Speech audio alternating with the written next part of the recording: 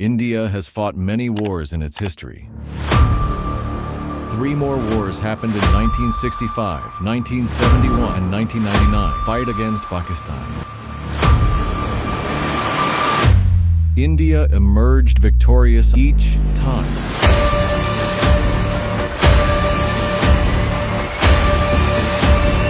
There was one war that India lost, the Indo-China War of 1962.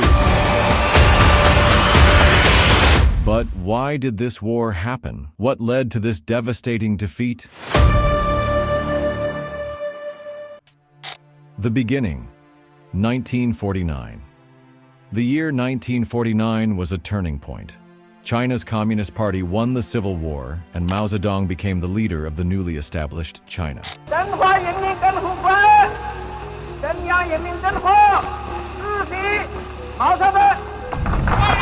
Meanwhile, just 2 years earlier, in 1947, India had gained independence from British rule, with Pandit Jawaharlal Nehru becoming its first prime minister. That historic speech still echoes in our memories. The stroke of the midnight hour, when the world sleeps, India will awake to life and freedom. At that time, there was no hostility between India and China. In fact, both nations had reasons to be friends. In 1954, Nehru visited Beijing and received a grand welcome. If you look at the old photos, you'll see how warmly China greeted him. The reason was simple. Both countries had suffered under Western imperialist powers. If India and China united, the influence of the West could be reduced. Nehru and Mao had a 4-hour-long discussion. Mao emphasized how both Eastern nations had been oppressed by Western forces and how they needed to stand together. Nehru agreed, saying that if India and China joined hands, their combined population and strength would make a massive impact on the world. This meeting gave rise to the famous slogan, "India and China are brothers." At that time, both nations had minor border disputes, but they decided to avoid conflicts.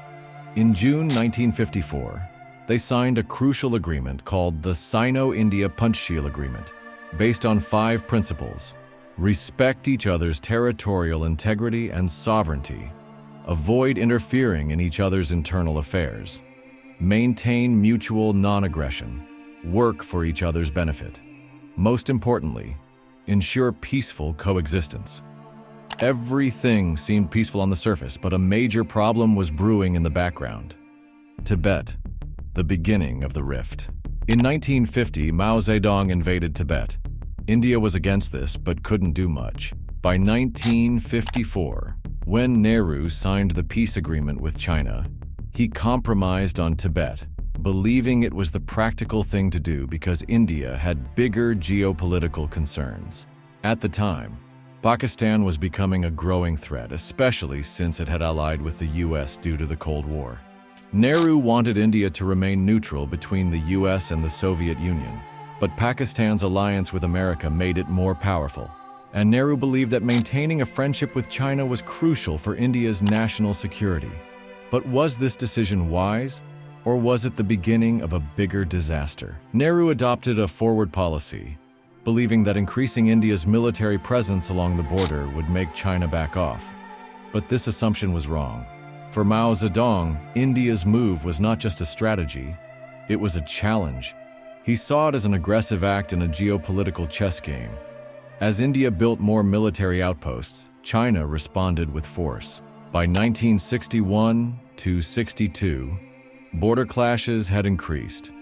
India thought it was protecting its territory, while China believed India was intruding into its regions. The situation had reached a boiling point.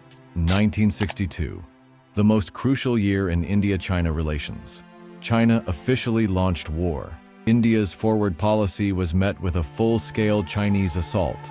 On November 20th, 1962, China declared victory. This became one of the most significant military setbacks in Indian history.